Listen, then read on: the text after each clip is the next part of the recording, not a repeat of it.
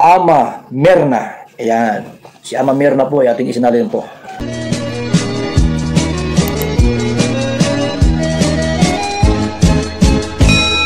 Hello, good morning muli. Meron ulit akong re-reactionan dito tungkol sa isang vlog na nakita ko muli kay Kalinga Prab. Tungkol ito sa isang dalaga o isang mistisang dalaga na nagtitinda ng walis. Nang dalagang ito ay kahawig siya ng isang artista. Mistisahin po ito mga kalingap, at ang sinasabi kong kahawig niya isang mistisahin din na galing din sa hirap. Ito ay si Barbie Imperial. Isa siyang artista na galing sa hirap pero nagsikap sa buhay. Ngayon ay napakaganda na niya, napakaganda na ang buhay niya. Si Barbie Imperial nga ay kahawig ito ni Rose Ann. Alam po ninyo mga kalingap, sa panahon po ngayon, hindi na dapat magkaroon pa ng hiya-hiya. Sa hirap ng buhay, hindi ka na dapat mahihiya. Basta wag ka lang gumawa ng masama, wag kang mahiya. Kagaya nito kay Rose Ann, itong mistisang dalaga na nagtitinda ng walis. Kadalaga niyang tao, pero tingnan naman ninyo, naka-standby siya sa gilid ng kalsada para may benta lang niya yung itinitinda niyang walis. Dito sila kumukuha ngayon ng kanilang kinabubuhay, ng kanilang sustento, pang suporta sa pang-araw-araw dahil ang nanay nga niya ay may sakit ngayon. Magkano lang bang walis? Napakamura niyan, di ba? Sa halagang 25, isang tali ng walis. Kung hindi ka makabenta ng walis sa isang araw, paano na lang ang kabubuhay ninyo, ang pagkain ninyo, ang tustos ninyo, di ba? Pero ayon kay Rose Ann, nakakabenta naman daw siya. Magkano lang ba yung mabebenta niya o ilan lang ba yung mabebenta niya? Kung may 10 siyang dala-dala at mabenta niya ito, di 250 yung kanyang kita. Pwede na rin yan kaysa sa wala talaga, yung bang maghihirap sila na kung saan kukuha ng kanilang ikabubuhay. Kaya tiyaga-tiyaga lang talagang ginagawa ni Rose Ann. Nung wala pang sakit ang mama niya, nakakatulong talaga ang mama niya dahil yon, naglalabada, nagdidiskarte, kung ano man ang pwede niya mapasukan para lang makakuha siya o makahanap siya ng kanilang panggastos sa pang-araw-araw, lalo na yung panggastos ni Rose Ann sa kanyang pag-aaral. Pero sa ngayong taon na ito, si Rose Ann ay tumigil na sa pag-aaral. Nakatapos na nga siya ng senior high, magka-college na nga siya. Pero dahil sa hirapan ng buhay nila, hindi na niya matustusan ang kanyang sarili. Nahirapan na sila sa kanyang pag-aaral. Naawa ang Kalingap sa kanya, lalo na si Kalinga Prab.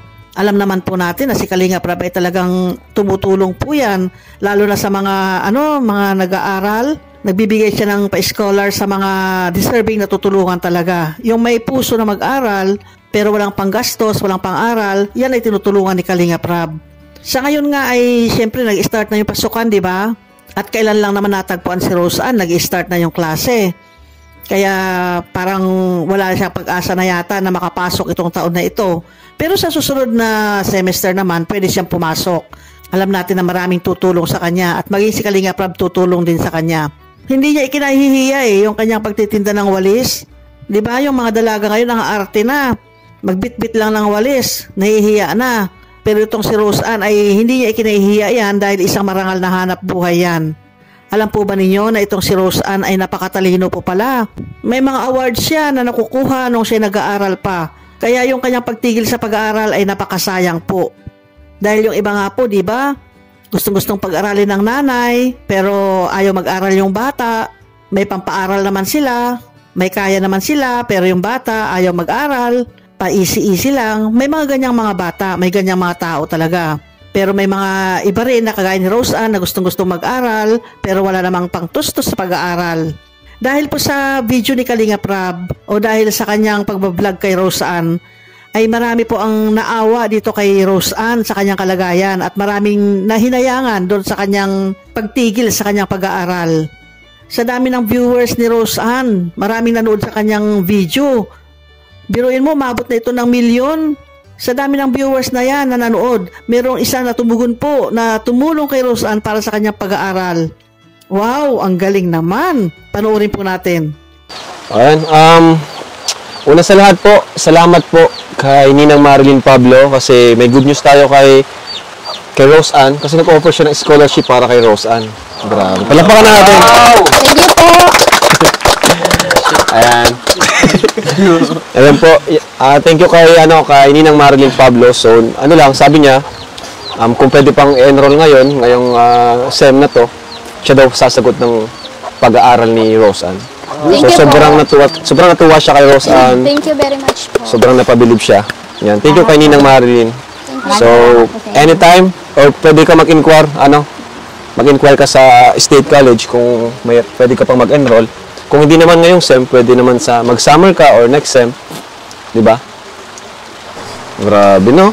Nakakatuwa naman kasi may mga ganitong kabubuti na tumutulong kina Rose Ann, kaninang Marilyn. Salamat po ulit. Thank you very much po kay Ninang Marilyn Pablo. Kasi po makakapag-aral na po ako ulit. Thank you very much po. Gusto mo na bang mag-aral ulit? Opo. Alam naman namin na talagang mahilig kang mag-aral. Halata naman sa mga achievements mo. Ayan, si Marilyn Pablo. Si Madam Marilyn Pablo. Ninang yan sa kasal nila Kalingap Rab. Napaka-generous talaga ni Ninang Marilyn Pablo. Nakininang na rin ako, ha? Hindi siya yung sa palagay ko lang to, ha, sa aking obserbasyon ko lang o sa aking komento opinion lang, na itong si Marilyn Pablo, hindi siya nagdalawang isip na nabigyan ng suporta si Rose Ann. Nung nakita niya o nalaman niya na si Rose Ann ay matalino pala, na si Rose Ann ay gusto-gusto mag-aral pero walang pang-aral, tinugunan kaagad ni Marilyn Pablo yung pangangailangan ni Rose Ann. Yan, nagbigay kaagad siya ng tulong, ipinabot niya ito kay Kalingap Rab. Sana all, 'di ba? Sana all may pusong mag-aral o may sikap na mag-aral. Dahil kung ganyan ang puso mo o ganyan ang ugali mo na gustong-gusto mo mag-aral talaga, meron at meron tutulong sa iyo. Kasi ang pangit tulungan yung tamad mag-aral eh. Doon ka masisiyahan, doon sa may puso talaga na mag-aral na walang pang-aral naman, doon ka magkakaroon ng puso o damdamin o kasiyahan na tumulong para sa kanya, di ba? Hindi dapat isinasantabi o hindi dapat pinakakawalan o hindi dapat pababayaan yung mga ganitong tao na may direksyon talaga sa buhay. Meron talagang pangarap sa buhay. Kaya yan, yung kanyang pangarap na mag-aral, tutugunan ngayon ni Marilyn Pablo. O di ba? Alam ko naman na marami rin sa mga viewers ang gusto rin tumulong kay Rose Ann. Yung iba diyan tumulong para sa pangangailangan nila sa araw-araw, yung iba ay tumulong para sa pagpapagamot ng nanay niya. Nagpaabot din ng tulong yung iba at yung iba nga anonymous pa, di ba?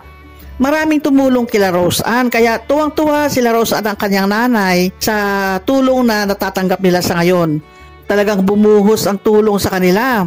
At napansin din natin na ang tulong na ibinibigay sa kanila ay hindi napupunta sa wala, kundi ginagamit nila ito sa tamang pamamaraan, sa pangangailangan. Hindi nila ito ginagamit sa gusto lang, kundi ginagamit ito sa pangangailangan. O di ba? Masarap tulungan ng ganitong mga tao na hindi sinasayang o hindi walang halaga yung inaabot mong tulong sa kanila.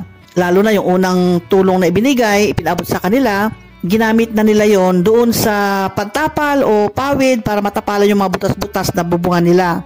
Yan ay kailangan nila, di ba? Hindi sa gusto lang nila, kundi kailangan talaga nila yan para hindi sila mabasa sa loob ng bahay. Kaya deserving talaga itong mag-ina na ito, lalo na itong si Rose Ann, na sila ay mabigyan ng tulong. At laking tuwa rin ni Rose Ann ay yung paaaralin siya ni Ninang Marilyn Pablo. O di ba? Ang saya-saya. Sana lahat ng mga kabataan ganyan. Alam naman natin na hindi naman humingi ng tulong si Rose Ann kundi na-scout lang siya ni Kalingap Edu at inirefer naman ni Kalingap Edu kay Kalingap Rab para sa ganun matulungan nga si Rose Ann.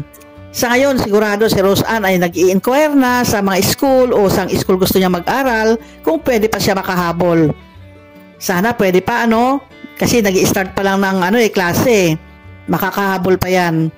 Isa na naman ang tinutulungan ni Kalingap Rab para maiahon sila doon sa kahirapang kinalalagyan nila. Ito nga ay si Rose Ann.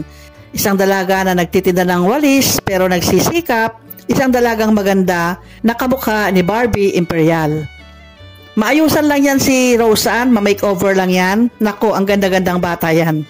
Pero sa susunod na siguro yan, gagawin ni Kalingap, sigurado po yan. Okay, hanggang dito na lamang po ang aking masasabi. Salamat muli sa inyong panonood. Huwag pong kalilimutan, pakisubscribe po, Val Santos Patubang, Kalingap Rab, at syempre ang inyong abang lingkod, Amma Mierna. Hanggang sa muli, bye-bye!